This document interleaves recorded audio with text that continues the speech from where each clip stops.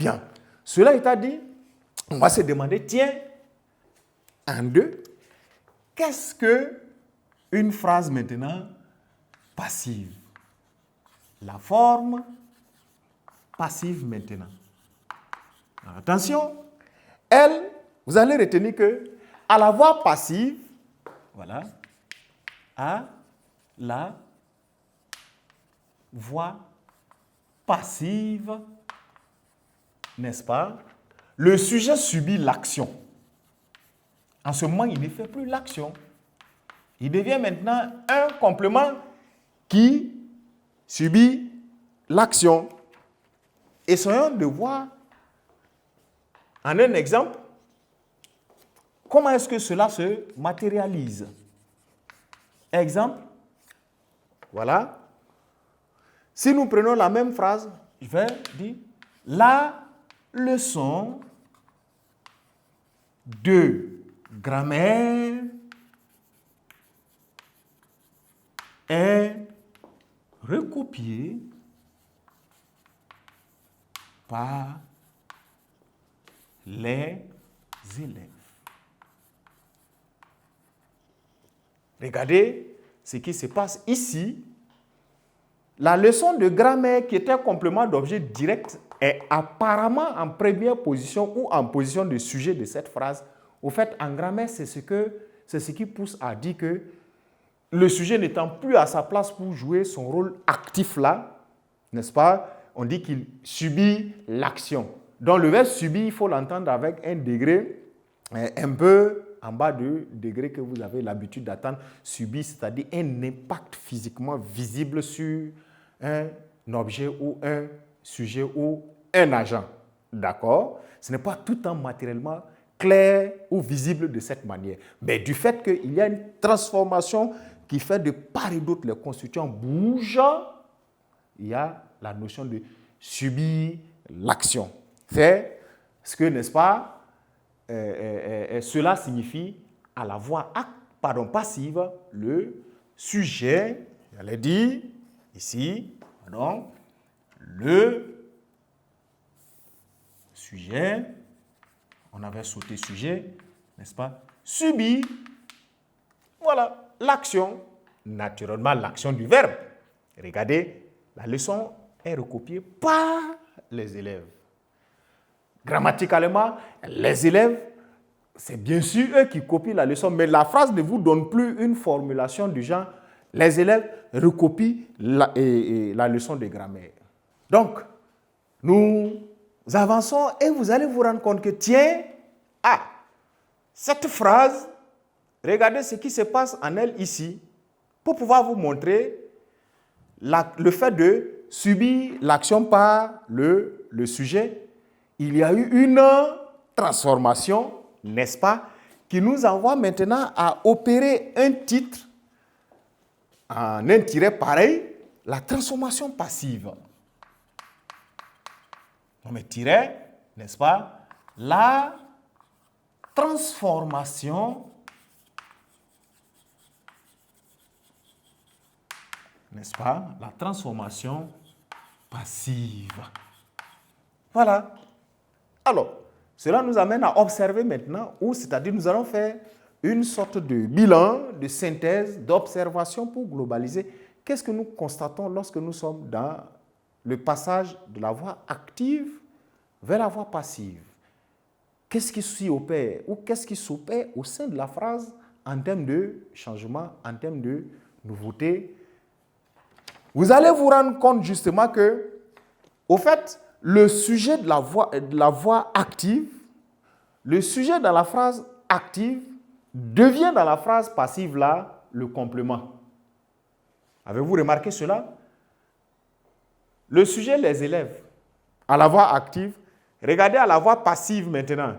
C'est que ce sujet-là est devenu par les élèves. Il est devenu complément et il est toujours introduit par un mot comme par ou bien son synonyme de.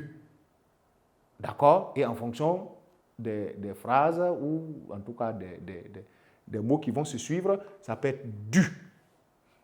Et soyons de le noter, le sujet on va le noter en astérisque, le sujet de la phrase active,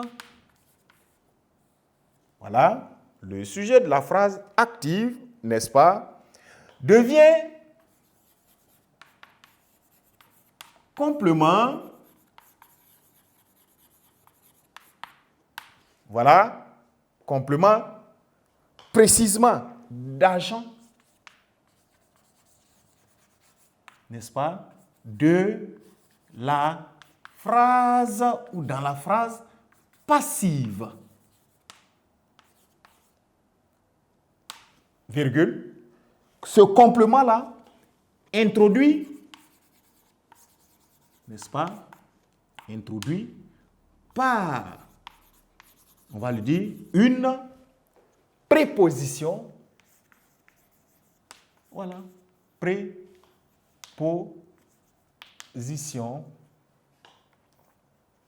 préposition par, je le mets ainsi, ou de, n'est-ce pas? Et de peut devenir même du, voilà, des, selon les contextes. Voilà.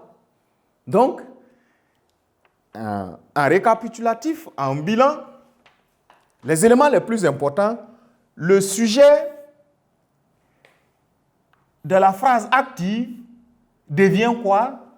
Complément d'agent dans la phrase passive et introduit par une préposition comme celle que vous voyez. Voilà. Donc, attention, ce n'est pas à tout moment que ça peut être introduit par part, en fonction de celui qui s'exprime, s'il utilise du, des ou de. Ouvrez grand les yeux, vous allez vous rendre compte que dans le contexte, ça peut être dit encore par part. Voilà la première observation à opérer quand on quitte de la forme active pour aller vers la forme passive que nous avons appelée en gros la. Donc, voilà en gros ce qui se passe, n'est-ce pas, lorsque vous quittez de la forme active à la forme passive et que nous avons en gros nommé la transformation passive. Mais ce n'est pas tout. Vous allez vous rendre compte que, tiens, le complément d'objet direct, le COD, de la voix active devient le sujet de la phrase active devient sujet de la phrase passive. Voilà. Vous voyez, le COD, vérifions-le à nouveau. La leçon de grammaire, nous avons dit c'est le complément d'objet direct de recopie. Regardez dans la phrase passive en bas où le complément d'objet direct est allé. La leçon de grammaire est devenue le sujet de cette phrase. Voilà, c'est ce qu'on dit. Le COD dans la phrase active là devient maintenant un sujet, d'accord, dans la phrase passive. Donc, le COD, attention, actif, se métamorphose en sujet dans la phrase passive. D'accord? Si ça c'est retenu, vous allez vous rendre compte que, tiens, la dernière métamorphose qui s'y opère, c'est que le verbe, d'accord, de la voix active, n'est-ce pas, devient un participe passé. La voix active devient un participe passé. En réalité, il prend la valeur d'un temps composé. Mais pour détailler, vous allez vous rendre compte que le verbe devient un participe passé et il cède son temps à un auxiliaire, d'accord? Et c'est toujours l'auxiliaire être. Il ne faut pas oublier cela. Donc, le verbe de la voix active devient un participe passé où il se met au participe passé, n'est-ce pas? Et l'auxiliaire être prend son temps. On va le dire ainsi. Au mieux, se familiariser. Voilà. Et l'auxiliaire être prend son temps.